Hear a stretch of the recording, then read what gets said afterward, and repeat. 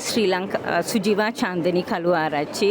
මම ශ්‍රී ලංකා බාලදක්ෂිකා සංගමේ කොමසාරිස්වරියක් වශයෙන් ස්වේච්ඡාවෙන් සේවා කරනවා. මෙවර ජාත්‍යන්තර බාලදක්ෂිකා ජම්බරිය ඔස්ට්‍රේලියාවේදී පැවැත්වෙනවා. ඒ සඳහා කාලයකට පස්සේ අපේ ශ්‍රී ලංකා බාලදක්ෂිකා සංගමයටත් ආරාධනයක් ලැබිලා තියෙනවා.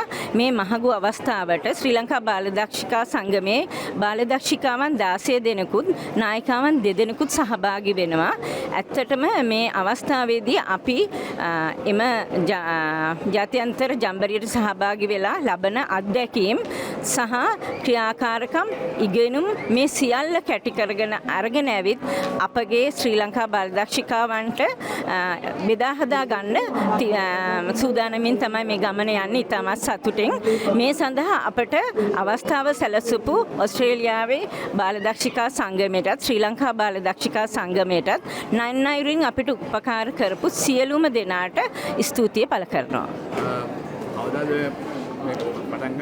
මෙම ජම්බරිය පටන් ගන්නේ සැප්තැම්බර් මාස 27 වෙනි දින සිටයි.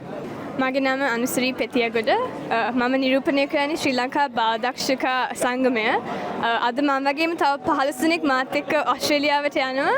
අපි ඔක්කොම මේ chance එක දුන්නට ඕස්ට්‍රේලියාවේ බාලදක්ෂිකා සංගමයටත් ස්තුති වෙනවා.